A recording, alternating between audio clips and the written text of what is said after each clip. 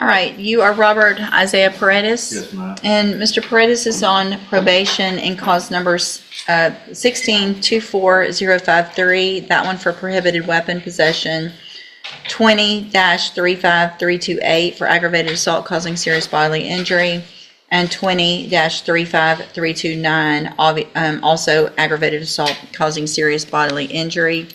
Was in court previously. Entered pleas of true to counts 1, 2, 3, and 6. I've received an updated pre-sentence report. Have you both had an opportunity to review that report? Yes, Your Honor. Yes, Judge. Any additions or corrections? None from the counsel. Any testimony with regard to any of the other allegations? Mr. Smith? Judge, we have Mr. Bethany here for. I'm sorry, I can't hear you. We had the probation officer here, if you'd like to hear from him. I believe that, yes, I did address. I mean, I have what he put in here, but I just am asking if there's any witness, if you want to put in on any testimony for the counts that were not pled true to or not. It's up to you. I would ask him a few questions if the state's not going to call him. So I guess we will do.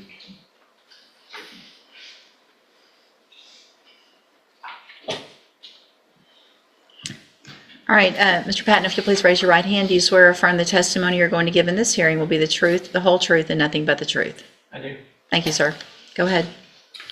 Mr. Paredes was ordered to perform community service, and has he completed all of that and provided verification to the probation department? He is not, no. And did he appear for alcohol or drug screening on June 18th, June 25th, July 2nd, July 5th, July 21st, 2025? What were those dates again? June 18th, June 25th, July 2nd, July 5th, July 21st, 2025. So June the 18th, he did not show. June the 25th, he did not show. July 5th, he did not show. And July 21st, he did not show. Missing multiple drug screenings like this isn't just a slip-up, it's a serious violation. In Texas, failing to report or appear for mandatory tests can instantly trigger a probation revocation hearing.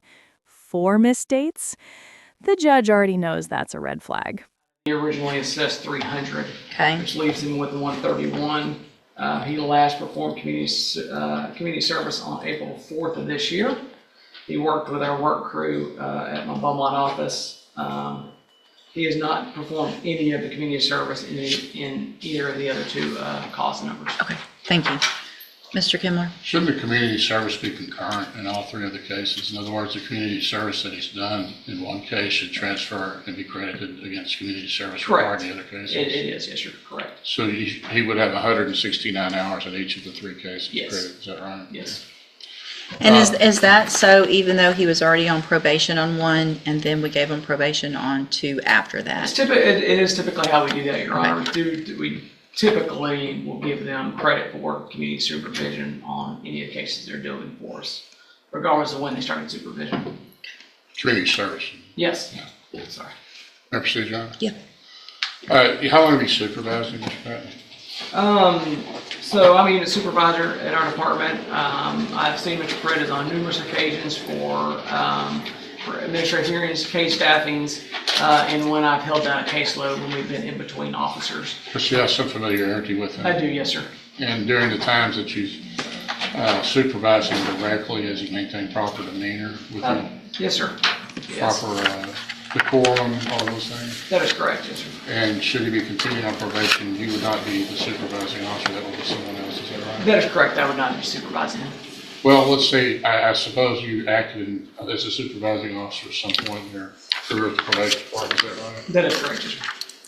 Assuming, let's just speak hypothetically, if you were a supervising officer again, would there be anything about Mr. Paredes that would cause you concern to continue to supervise him as far as his demeanor and decorum and attitude towards the probation department or personnel? Hypothetically, no, not concerning those items. Who was his supervising officer?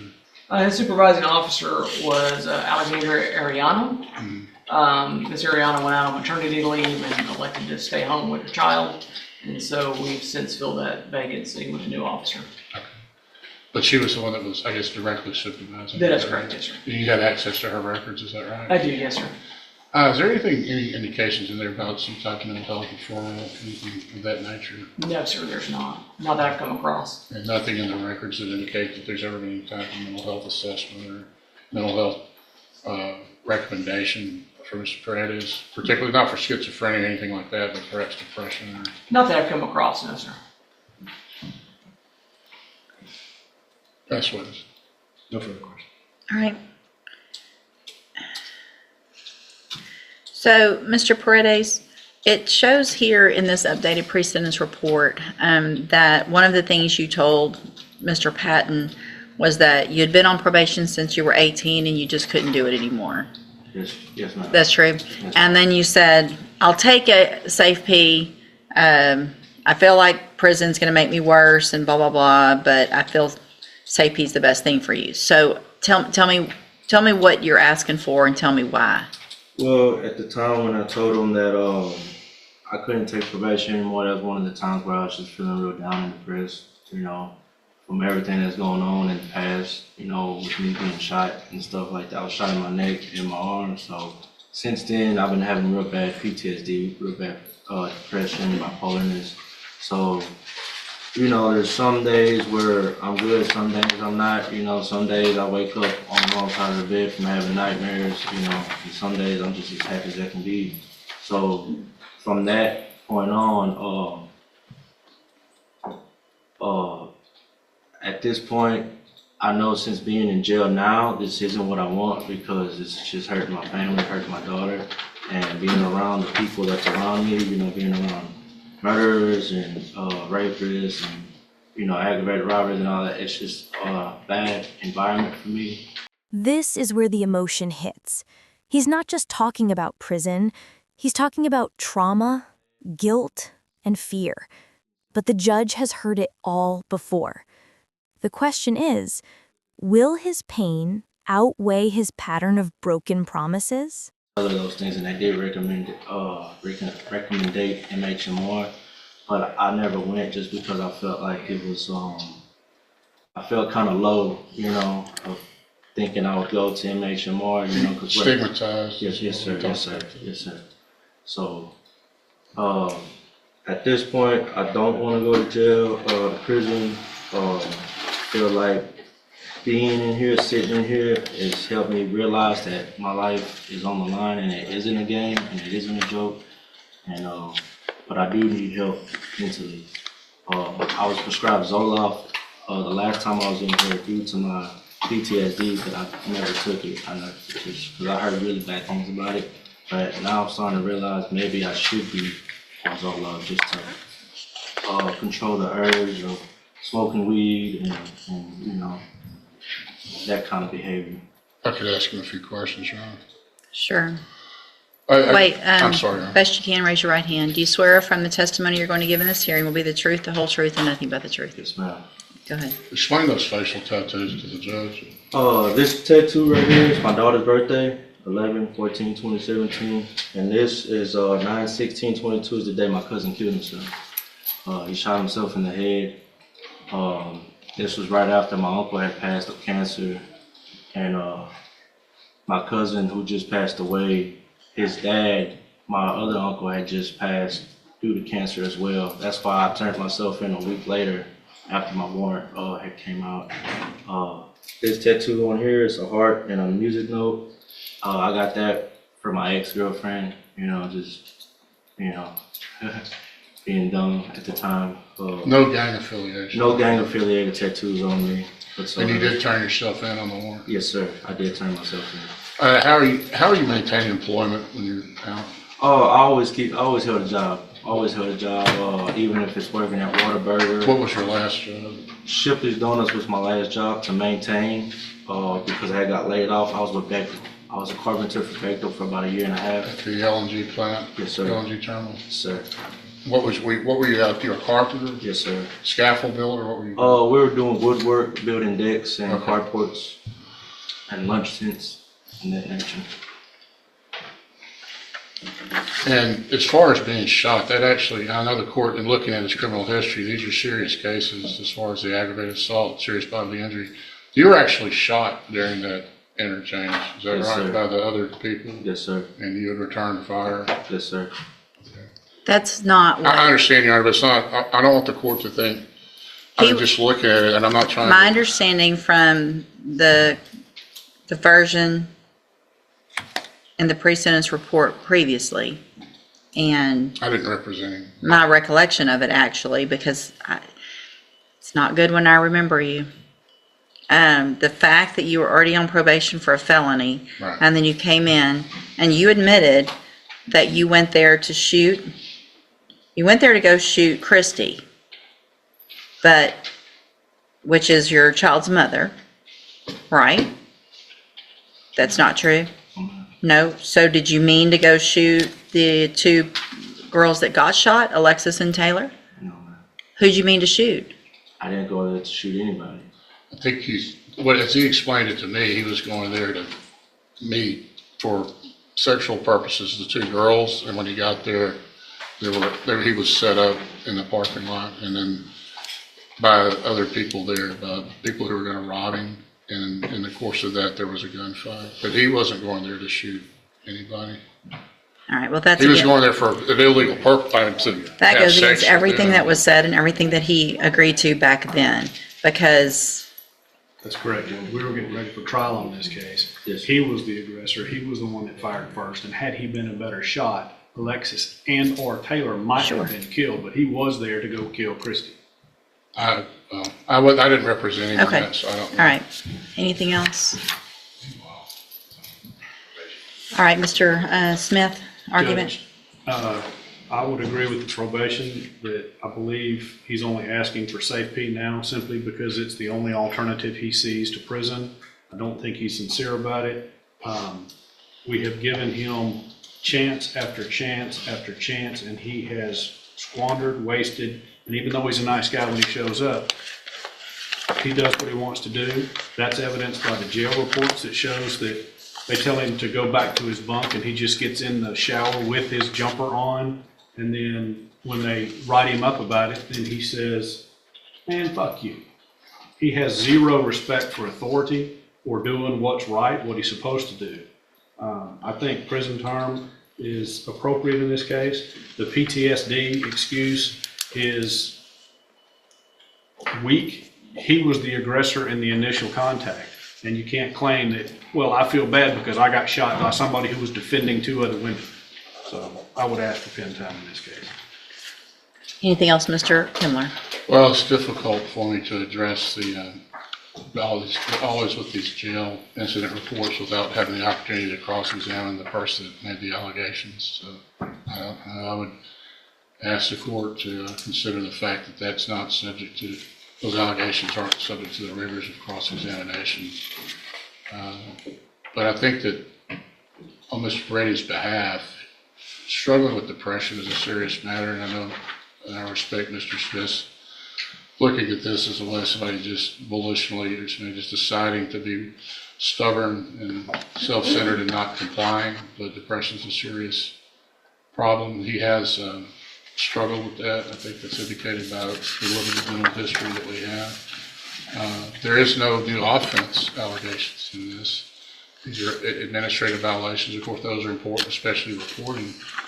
But because of the seriousness of these cases, I would ask that the court give him at least one more chance with the aid of mental health, maybe safety, but also as a follow-up if he gets out to follow up with Spindletop to address not only any substance abuse problems, but any underlying mental health issues that may contribute to the substance abuse and just his ability to comply and just to continue on probation. All right, thank you, Mr. Kimler. So, Mr. Paredes, the thing is, you've been given exactly what Mr. Kimler is asking for. You've already been given that. You said it yourself. They recommended Spindletop. They recommended medications. You made conscious decisions not to follow through with what they knew was best for you, which is part of your probation. Everything that they say you should do is a court order.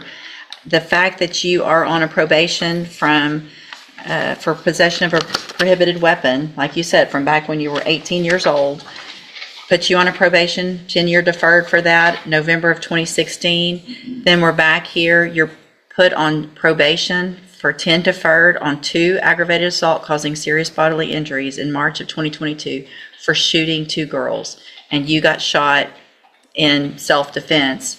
And it appears that there's no real reason for me not to believe that that's how it happened for a number of reasons. No one else was charged with aggravated assault for shooting you. All the police reports, everything that went through in those pre-sentence reports previously that I have copies of, all makes it appear to be true that you went there to shoot either Christy and or whoever else. And luckily were not a good shot. One of the girls got shot 3 times and survived it. And for you to say you have PTSD from getting shot, I can't imagine what she has. I feel like you've been given every opportunity. And when I look back on some of these times where I give chances like I gave you, it's very frustrating and a little embarrassing because it looks like I was not really thinking clearly then. I understand that these are drug allegations. You've been getting opportunities to get help. I mean, you've been on probation since 2016 with every opportunity possible. So at this time, in cause number 16-24053, I'm going to, also based on the evidence presented today, I am going to find count 5 true.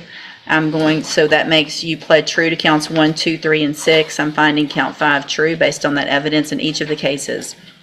Find sufficient evidence in that case to find you guilty, and at this time find you guilty of possession of a prohibited weapon. Sentence you to a term of 7 years in the institutional division of the Texas Department of Corrections. You will receive credit on that sentence for any time that you've been in custody that the law gives you the right to receive. In cause number 20-35329, also find counts 1, 2, 3, and 6 that you pled true to those freely and voluntarily. Find them true. Also find count 5 true. Find sufficient evidence to find you guilty, and at this time find you guilty of aggravated assault causing serious bodily injury. Sentence you to a term of 12 years in the institutional division of the Texas Department of Corrections. You will also receive credit on that sentence for any time that you've been in custody that the law gives you the right to receive. There will be an affirmative finding of a deadly weapon in that case. In cause number 20-35328, again, find that you pled true to counts 1, 2, 3, and 6 freely and voluntarily. Find those counts true. Make a finding of count 5 true.